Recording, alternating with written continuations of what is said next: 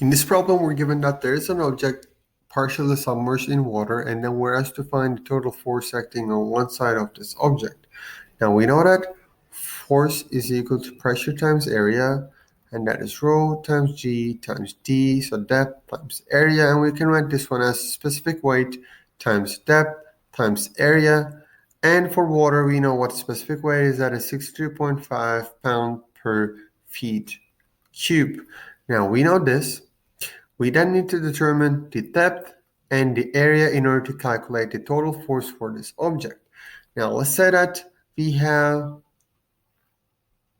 let's zoom into this object.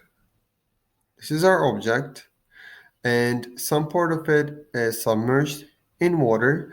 Now let's say that this is the symmetric plane, and let's assume this point to be the origin. So this point right here, if this is our symmetric